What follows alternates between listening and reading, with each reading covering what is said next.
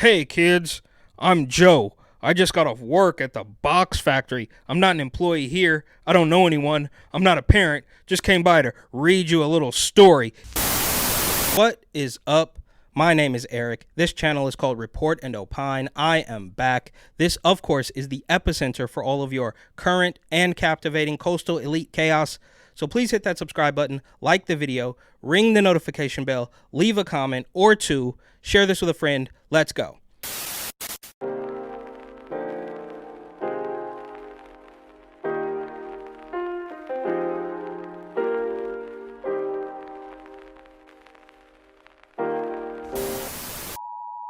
I have been harping on California, or the Bay Area more specifically, pretty heavily in the last few days, and there is no end to that in sight. I don't really talk too much about Los Angeles. I'm sure they're doing absolutely fantastic right now, but in New York City, there is something called the How Many Stops Act. In this article from the New York Post, it is an opinion piece, so good on them for labeling that. Now, obviously, they are not the worst as far as the media landscape is concerned, but they say the How Many Stops Act would be a disaster for the NYPD. And that's true, obviously, but I mean, New York City is already a complete disaster, so what's one more? And what this thing does is basically force, or tries to force, every single police officer in the city to document all of their interactions with the public. It says Mayor Eric Adams was right to veto the How Many Stops Act. Now this says how many stops. The title says how many steps. I'm not quite sure, but the city council must vote to uphold that veto. And it goes on.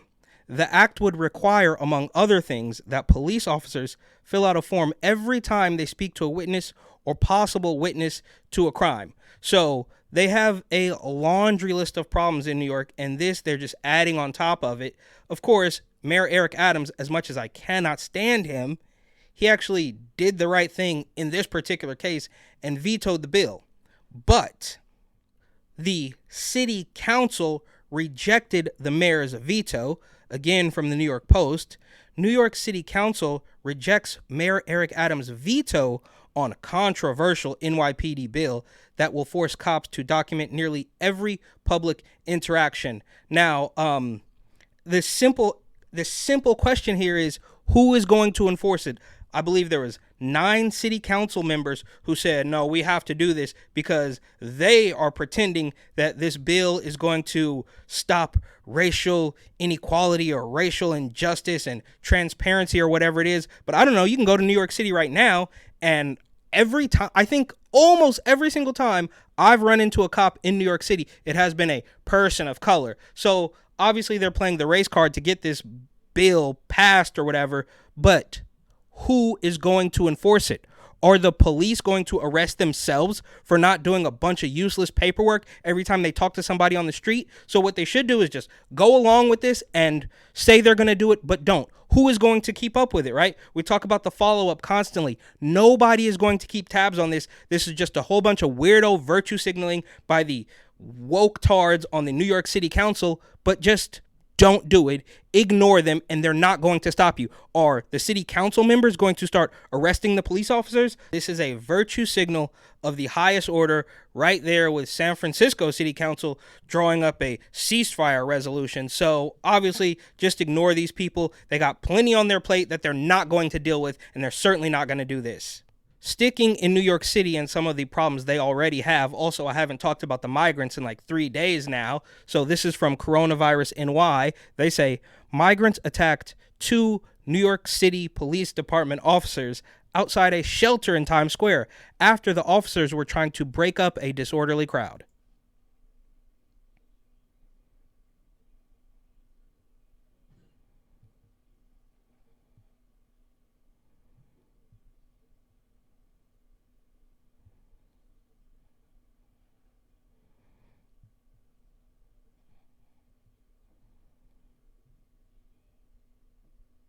Oh,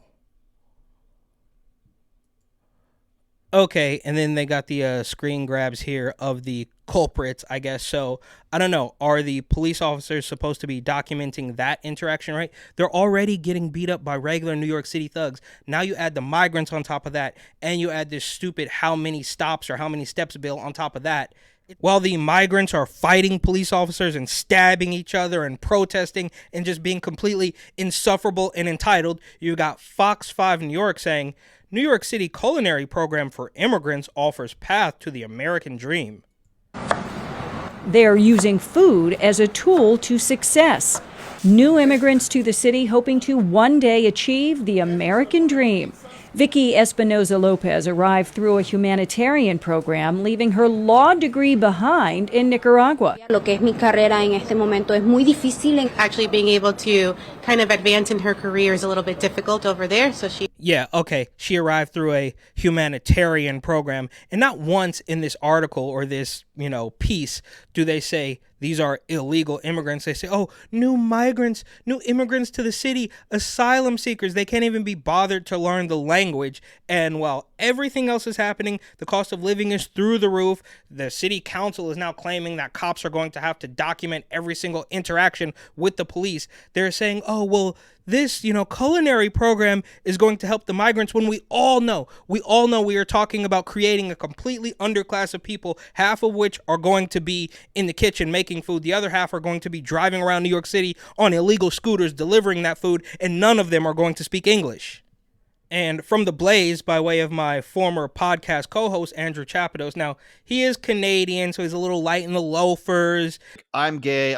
With a touch of the tism, but he makes a great point. He tweets out this video here, which isn't even worth watching. It's all complete nonsense from this weirdo Democrat saying the Donald Trump and MAGA plan is alligator moats, bombing northern Mexico, shooting migrants in the legs, and electrifying the fence and putting spikes on them. Now, I don't know, maybe it got by me, but I don't think anybody ever suggested that. They're probably going to write it off like a joke. Remember when Adam Schiff did his dramatic reading of the phone call with Ukraine or whatever? I don't see much reciprocity here. I hear what you want. I have a favor I want from you, though. And I'm going to say this only 7 times, so you better listen good. I want you to make up dirt on my political opponent and understand lots of it. They're just going to say, oh, I wasn't, you took that literal. It was figurative, but it doesn't matter. Andrew makes a great point and a superb Simpsons reference saying, and the dogs with bees in their mouth, so when they bark, they shoot bees at you. Or what? You release the dogs or the bees or the dogs with bees in their mouth, and when they bark, they shoot bees at you? And I think most of these are pretty good points. I could do without the bombing, but other than that, sign me up.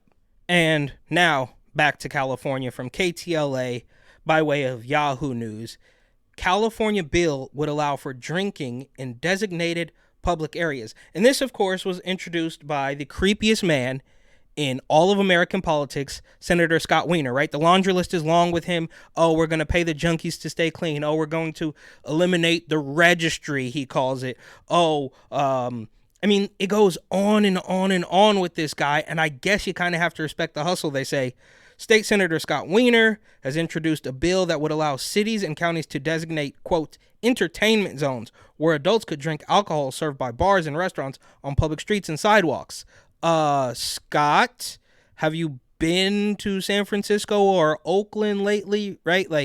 It's an open air drug market. And you're saying, well, we should just allow them to. Well, you're already doing that, bro. And they love this. Oh, another thing that he did is try to decriminalize, quote unquote, decriminalize mushrooms.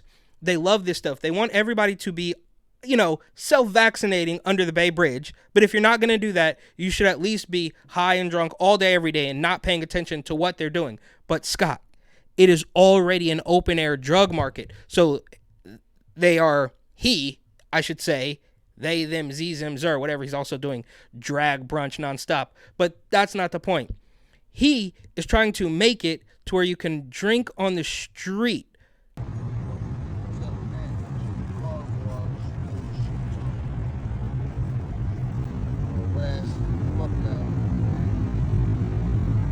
People are drinking everywhere, and that is obviously not the worst of it. But this is on par with them sort of eliminating criminal penalties and then saying crime went down. Well, it's like, no, it didn't. People are doing more crime than ever, but you're just not calling it a crime anymore. And here's a good one from another one of my favorites, obviously San Francisco Mayor London Breed. She says, climate change and sea level rise are happening. We can't wait for the impacts. We have to start adapting now. It obviously means nothing. It's about money. That's what it's about. And she's even going to tell us that it's all about money. Of addressing so many of the issues that we face, and climate change with our climate action plan and with the work that we did to focus on the waterfront, we are opening. She's literally dressed up like a weirdo Batman villain or something in this purple suit and this blue shirt. Up the doors to the public to provide input, but more importantly, we're opening up the opportunity for the funding necessary to not only talk about the plan, but to actually implement the plan. Yeah. Okay, so she says it right there. More importantly, we're opening up to the funding.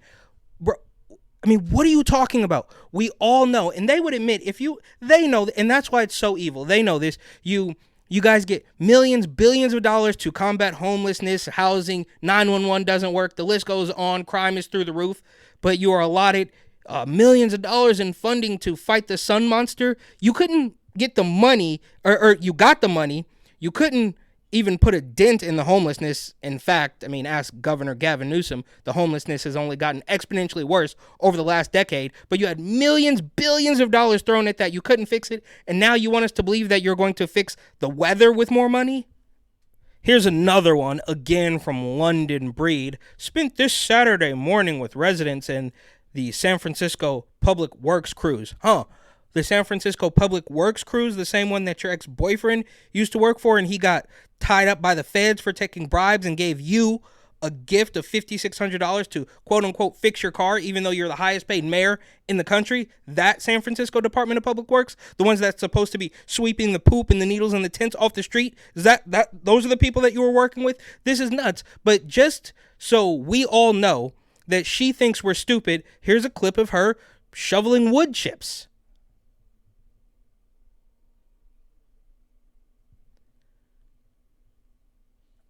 I mean, come on, lady. There can't be anybody left. There really can't be anybody left who's thinking, oh, yeah, she's doing a good job for us. Give it a rest. And let us not forget, across the bay in Oakland, Mayor Shantel also has some shovels because she thinks we're just as stupid, apparently. I guess if they are stupid, if I want to make the assumption that they are stupid and not evil, then of course they would think we're stupid too, but it is a deep philosophical rabbit hole. But she says, today we are delivering on our promise to Oaklanders for safer, calmer streets at our groundbreaking of the 14th Street Safety Project. The transformation of 14th Street through the heart of downtown Oakland will not only improve safety, but also create an inviting atmosphere to visit our local shops, restaurants, and other businesses. So this is the same Oakland that just in the last few days, men have been seen running down the road with an ATM they ripped out of a building. Obviously, the huge In-N-Out story. They recently found a body in a body of water near the Coliseum. 911 doesn't work in San Francisco or Oakland. They're completely understaffed. It is all collapsing. But she wants you to think that she is helping you because she's got a golden shovel.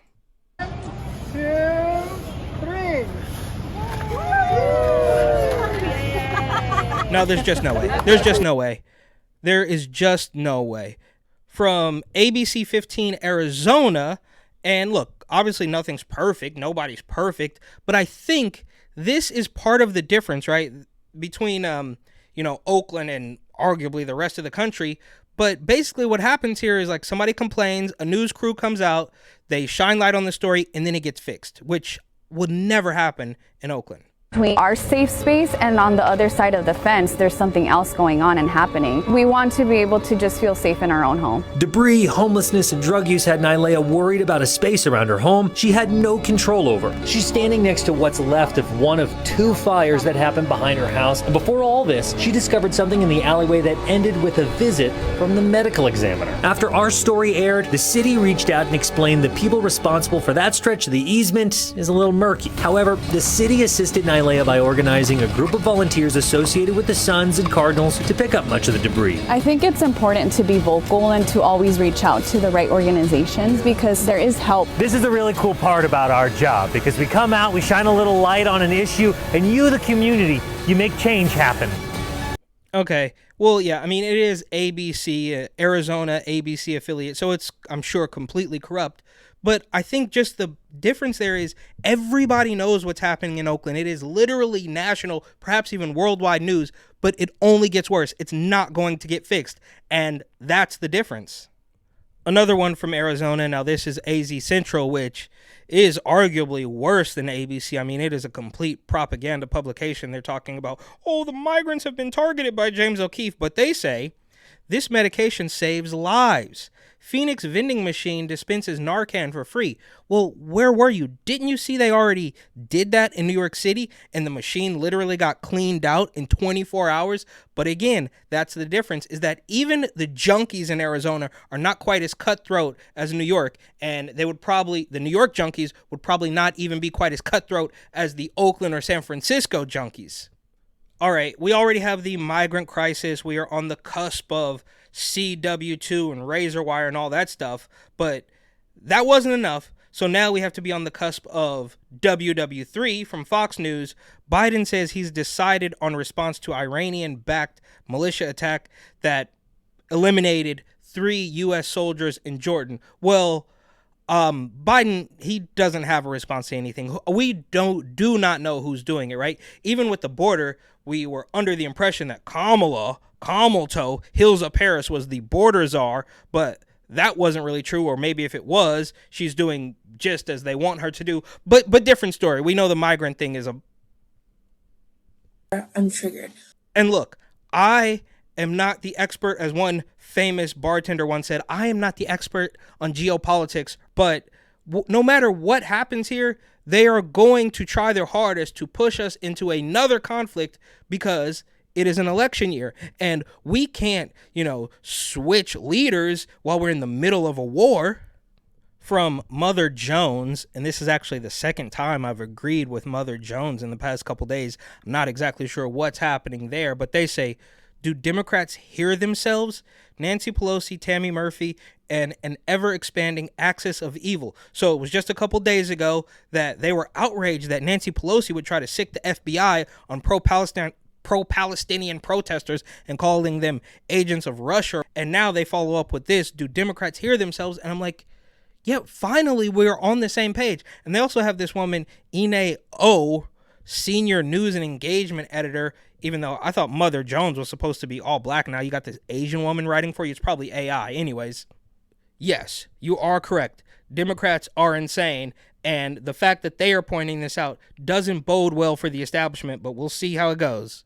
More "you're losing them, Joe" content from Equality for Flatbush, which could not be any more insane. They're not even rocking with you anymore. It's over. You're going to have to cheat so hard your head's going to spin to make this happen for you. If you don't vote for Biden, we're going to live in a fascist tyranny under Trump. Well, last I checked, I have lived under Trump as a president because he was the one right before this guy. I hated it. I didn't like it. But I don't see how Biden's presidency has been any better. Actually, if anything, I'd say I've been having a little bit of a worse time recently, especially as a Palestinian American. Yeah, so it goes on about weird propaganda and, Palestine, Israel stuff. But there you have it. I mean, it takes these weirdo former TDS lefty losers to say, actually, that wasn't that bad, and Joe Biden is even worse. One more little bit of your losing him, Joe, from the very same Equality for Flatbush account. Political pandering. Y'all think President Biden was pandering to black people with this visit? So about a week ago, President Biden brought fried chicken and fast food to dine with the black family and chat about his policies. And ever since, people have called it a move to pander to the black community. And now that we've entered the season, black Americans know that we have to prepare ourselves for the inevitable pandering that comes during elections. For anyone who doesn't know, pandering is when politicians force themselves to say or do... Okay, yeah, he explains what we all know. but it looks like even the weirdo, creepy protester BLM reparations, stand with Palestine from the river to the sea or whatever, all of those people are starting to see through it. And while I might not agree with, their solutions to the problem, we all know that you, Biden, are not the solution. And because we all know that Biden is not the solution, in fact, he is the problem, the entire administration, the media apparatus, corrupt lawyers, Tish James, Alvin Bragg, Fani Willis, just to name a few, they are all the problem, and they are pulling out all the stops as confirmed by Chuckles Schumer. But right now, E. Jean Carroll is all the rage. She got $83 million, and you can see this meme here. They didn't believe Paula Jones, they didn't believe Tara Reid, but they believe E. Jean Carroll for some reason. And we've all seen this clip by now. I mean, there are several absolutely insane clips of this woman floating around, but this is the current thing.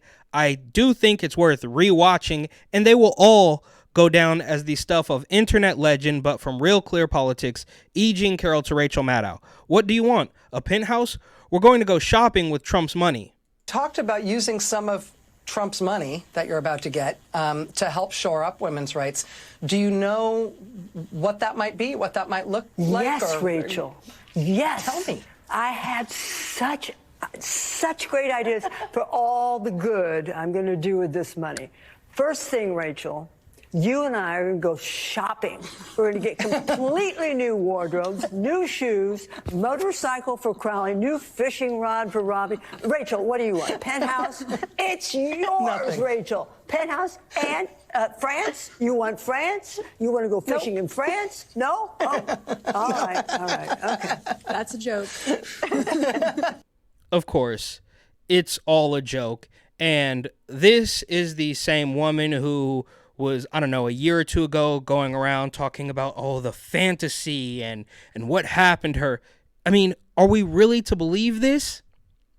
And they talk about showing up women's rights or something. Well, that's interesting because one of E. Jean Carroll's lawyers, Roberta Kaplan, resigned after criticism for reportedly aiding Cuomo on harassment allegations. So if there were still any doubt about their motives and their beliefs, I mean, this woman sat on the board of Time's Up, which was clearly a scam from the start, but whatever. She had to step down because she defended Governor Grabass, and I don't actually think that's why he was removed from office. I think it's more diabolical than that, but different story.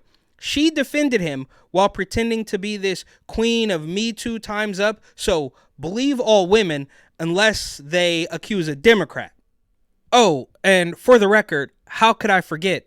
Not only is this a great way for her to help the establishment take down Big Bad Orange Man, she can try to pocket a little cash, maybe move some copies of her book, but from Ryan Fournier, in case you didn't know, E. Jean Carroll has accused many men of assaulting her, including a babysitter's boyfriend, a dentist, a camp counselor, an unnamed college date, an unnamed boss, and CBS chief executive Les Moonves. And on top of all that, she is funded by the Democrat megadonor Reid Hoffman.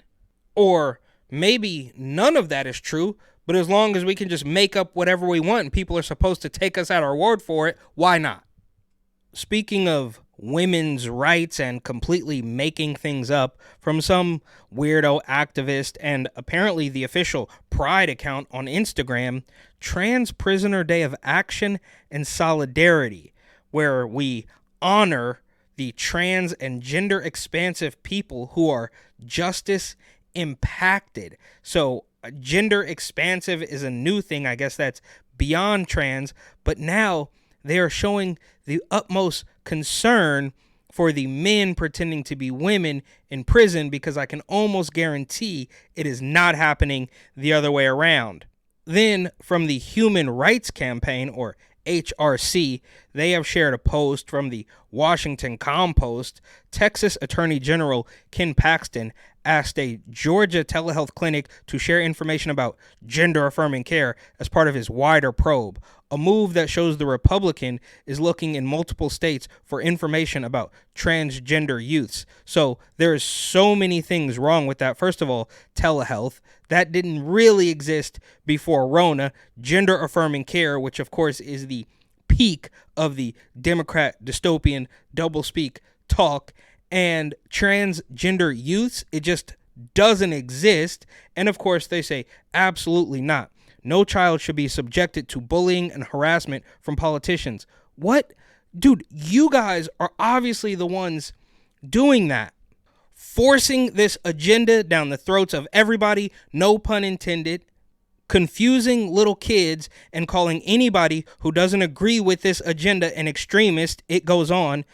This is the second state where Ken Paxton has hunted the private medical information of trans kids. We know MAGA extremists are fueling their attacks on LGBTQ plus rights. Okay, so, I mean, are we really at the point where anybody who isn't on board, and I've said this a million times, but if you are not on board with this wacky agenda, you become the extremist? And, I mean, they are good at this gaslighting, and I guess, there's somebody still buying it. I mean, you're supposed to be proud of this, right? You should want to share this with the entire world. You have a whole month, you have a parade, you have another month, another day, Trans Prisoner Day. It's nonstop. Why are you not proud of this? Why do you not want Ken Paxton to understand what's happening? Why are you hesitant to share this? Because in another post here, again from the Human Rights Campaign, every kid deserves to be celebrated and seen for exactly who they are. So you want everybody to see it, but you don't want to share the hardcore graphic information, which is totally understandable because that is completely disgusting. And if people actually saw what was going on, there would be nobody on board. Just reading stories to kids. We're just reading stories to kids. Drag Story Hour brings a little extra art, playfulness, and magic to story time. Okay, so you want everybody to see this. You want to force it down everybody's throat. Again, no pun intended. Pause. But when it comes down to it, you don't want everybody to see. If you know that your child is exhibiting things like either being queer or being trans, making them hide from that is not going to make it go away. People, especially children, know who they are. Nope, wrong, not true. It goes on like that. It's absolutely insane. There is just so many things wrong with this. And for the millionth time, if these very same carbon-based life forms were to read books to kids in regular jeans and a t-shirt, it would not be acceptable. Hey kids, I'm Joe. I just got off work at the box factory. I'm not an employee here. I don't know anyone. I'm not a parent. Just came by to read you a little story. It wouldn't work. But all that said, I do have to end this with an absolute internet classic. Did you get that thing oiled down? Oiled down? Yeah, did you get it oiled up? Oiled up? Hold on, wait a minute. You talking about the oil change? Yeah. So why don't you just say that? I mean, what the fuck? Every time I come over here, you always gotta take me through this homosexual rigmarole, man, with your terminology, man. What the fuck is wrong with you, man? Man, just come on, man. Finish cutting my hair so I can get the fuck up out of here, man. Come on, cuz. I got you. Shit, I'm at the end now. You want me to get you from the back? Get me from the back. See, this is this fucker I'm talking about. Man, take this motherfucking cape off. Get me from the back. You talking about taping me from the back? Travis, come on. Cut this shit, man.